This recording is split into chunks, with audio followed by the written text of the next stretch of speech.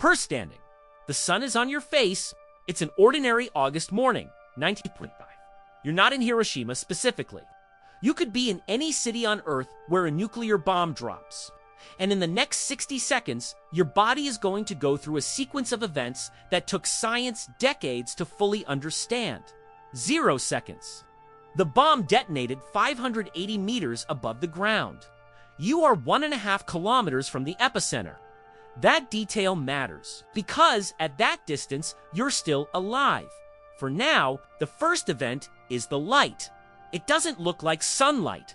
It doesn't look like lightning. It's a light with no single color, white, blue, yellow, all at once. It's the energy of 16,000 degrees Celsius released in less than 1 second. Hotter than the surface of the sun. That light travels at the speed of light. No human being can blink fast enough to protect themselves. You will see this light before you feel anything else. And if you were looking toward the explosion, you may have lost your sight in that instant. But you weren't looking. You were turned away or sideways. Your retinas absorb the light regardless. The reflection off walls, off glass, off any nearby surface is enough to cause permanent damage. In Hiroshima, survivors describe seeing violet and white flashes even with their eyes closed. The light goes through your eyelids 0.2 of a second. The heat arrives. Thermal radiation travels right behind the light, nearly at light speed. The temperature on your skin spikes instantaneously. At a distance of 1.5 kilometers, you're experiencing the equivalent of being inside an industrial oven for 2 full seconds. But it's not uniform. The parts of your body exposed toward the blast get the full impact. The shadow of anything, a wall, a tree, a telephone pole, protects whatever is behind it. In Hiroshima, fabric patterns were burned into the skin of victims. White fabric reflected, dark fabric absorbed. Women wearing patterned kimonos emerged with those patterns permanently scarred into their skin. The flowers on the fabric became the flowers on their bodies. That is what the heat does in 0.2 of a second. Your skin begins burning from the inside out, not from the outside in, the way a regular fire works. The infrared radiation penetrates your outer layers and heats from below upward. You feel a heat that seems to come from your own body, not from the environment. It's disorienting. It's physical. It's real.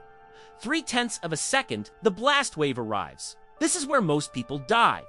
The nuclear detonation compresses the surrounding air with a pressure that can reach 20 kilopascals at 1.5 kilometers. For reference, a conventional grenade produces roughly 1 kilopascal. You're receiving 20 times that. This wave isn't just wind. It's a wall of compressed air moving at over 750 miles per hour. It arrives before you can hear anything. Sound travels slower than the wave. You will feel the impact before you hear the explosion. What does the blast wave do to your body? It compresses and expands your internal organs simultaneously and violently. Your lungs, air-filled, are especially vulnerable. The air inside them is brutally compressed, called barotrauma. The alveoli rupture. You begin bleeding internally with no visible external wound. Your inner ear collapses. You suffer immediate permanent hearing loss if you survive the impact. Your skull is solid, but your brain floats in fluid. The pressure wave causes what doctors call diffuse axonal injury. The brain slams against the inside of your skull. It's not like a punch, it's like shaking a snow globe. Neurons, shear blood vessels rupture. You may not lose consciousness immediately, but you are sustaining brain damage right now. Half a second, debris arrives. The blast wave doesn't come alone. It carries everything that was between you and the explosion. Glass, concrete, metal, wood, the personal belongings of strangers, all of it is now flying toward you at speeds ranging from 120 to 300 miles per hour. Glass is the greatest danger. In Nagasaki, the majority of injuries sustained by more distant survivors were caused by glass fragments, not by direct heat or pressure. A standard window pane, accelerated to 200 miles per hour, penetrates human tissue like a surgical blade. You never see it coming.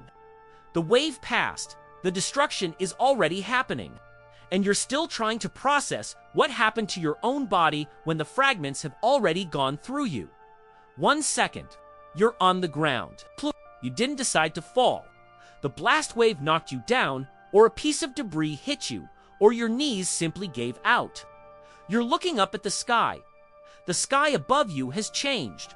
Where there was blue, there is now a column of fire and smoke expanding into a mushroom cloud.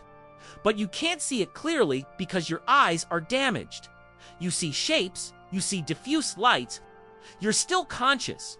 What you feel right now is strangely confusing. Cued, your skin burned, but the nervous system has a processing limit. The body, in shock, begins suppressing certain pain signals to prioritize survival. Survivors of Hiroshima describe the first moments as calm, no pain. A strange quiet abyss is neurogenic shock. Your body saying, process later, survive now. 5 seconds. The radiation. This is what kills in ways you don't expect. Coreyed. You have already absorbed an amount of ionizing radiation in the last 5 seconds that has no comparison in normal human experience. At a distance of 1.5 kilometers, the radiation dose received in seconds near the detonation can reach multiple sieverts well above the lethal threshold of 4 to 5 sieverts. But the immediate effects aren't what the movies show you. You won't glow.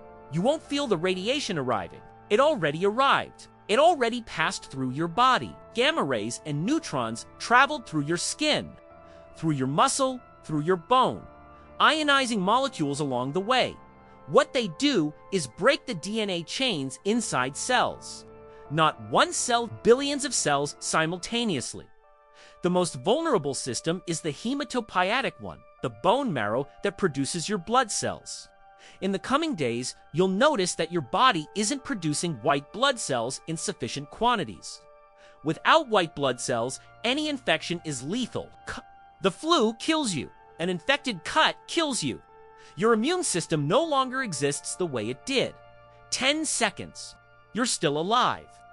That's significant because most people at this distance will survive the immediate impact.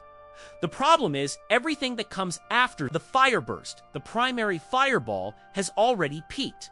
Now comes the firestorm. The initial heat superheated an enormous surface area simultaneously. Hot air rises. Cold air from the surrounding areas rushes inward, creates winds of dozens of miles per hour converging toward the explosion's center. In Hiroshima, those winds fed what became known as the firestorm, a combustion across 11 square miles that burned for hours. You're breathing. Each breath is your body's attempt to recover. But the air you're inhaling now contains radioactive dust particles, irradiated soil fragments, destroyed materials, substances that didn't exist before the explosion. Tricky, you are inhaling what scientists call immediate fallout. 15 seconds. The world around you is in collapse. Not metaphorically, literally. Buildings in the area, depending on their construction, may have partially survived the blast wave or may be coming down now. The dust is dense. You can't see more than a few feet in any direction. People around you are in various states of consciousness. Some are standing and appear unhurt. Some are on the ground like you. Some aren't moving. In Hiroshima, survivors described an eerie silence immediately after the explosion. Not because there was no sound, there was enormous sound. But the immediate hearing loss created a perception of surreal silence in the middle of chaos. You hear things, but muffled, distorted, like you're underwater. 20 seconds, the pain starts arriving. Neurogenic shock begins receding in the less critical areas. The burns on your skin start registering. 2nd-degree burns, blistering, red, intensely sensitive, covering your exposed areas. 3rd-degree burns at the points of highest exposure, those don't hurt the same way because the nerve endings were destroyed. That's a disturbing fact. The most severe burns hurt less than 2nd-degree burns because there's no nerve left to transmit the pain. 30 seconds, half a minute after detonation, and you're still processing what happened.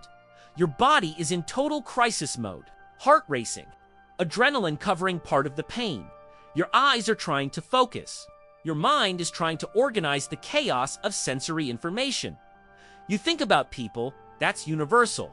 Survivors of Hiroshima and Nagasaki, in testimony given decades later, described the first conscious thought after the explosion as being about family, not about themselves, about who was with them, about where the kids were, where the parents were, where the husband or wife was. The human social instinct is stronger than individual survival instinct. You're suffering and you're thinking about someone. 40 seconds, the fallout begins. Particles hurled into the atmosphere by the explosion start returning to the ground. In Hiroshima, survivors described a black rain that began falling in the minutes after. This rain was a mixture of soot, dust, burned organic material, and radioactive particles. People who drank this water, thinking it would quench their thirst or wash their wounds, absorbed additional radiation doses. Children drank it. Many died in the weeks that followed. 50 seconds. You're still on the ground or trying to stand. The decision you make right now is literally the decision that will determine whether you survive the coming weeks. If you run toward the center to look for someone to try to understand what happened, you will absorb more radiation. The epicenter is still releasing neutron radiation from activated materials. Every meter toward the center is more dose. Every minute is more dose. The nuclear survival rule that the military developed over decades of research and that civilians almost never know is simple. Evacuate perpendicular to the wind. Not against it, you'll run into the fallout the wind is carrying toward you. Not with it, it shifts. Perpendicular and put solid material between you and the center. Concrete, metal, earth. Every inch of solid material absorbs radiation that won't enter your body. You probably don't know this. Almost no civilian does. You're going to make the wrong decision because it's the human decision you're going to look for the people you love instead of fleeing in the right direction. That doesn't make you weak. It makes you human. 60 seconds. 1 minute after detonation. You're alive. But what we call dying begins now. Acute radiation syndrome, what the Japanese called atomic bomb disease, will develop over the coming hours. First phase, nausea, vomiting, diarrhea, can begin in under an hour in high exposure cases. Your body is trying to expel what it cannot expel. Second phase, an apparent improvement period that fools many survivors into thinking they're recovering. Third phase, immune system collapse. The bone marrow stops producing new cells. The existing ones die. Prysagent. You become vulnerable to any pathogen. In Hiroshima, the doctors who survived described a phenomenon they called unexplained death epidemic. People who appeared unharmed in the first week began dying in the second and third weeks. No visible wounds, symptoms that looked like flu. Doctors without radiation measurement equipment, without nuclear physics knowledge, without experience with this kind of weapon, couldn't understand what was killing their patients. Cancered with, the answer was neutrophils, the white blood defense cells.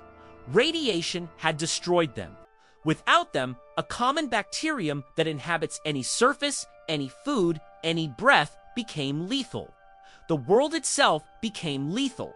You have in your lungs, in your intestines, on your skin, bacteria that your body normally controls without effort.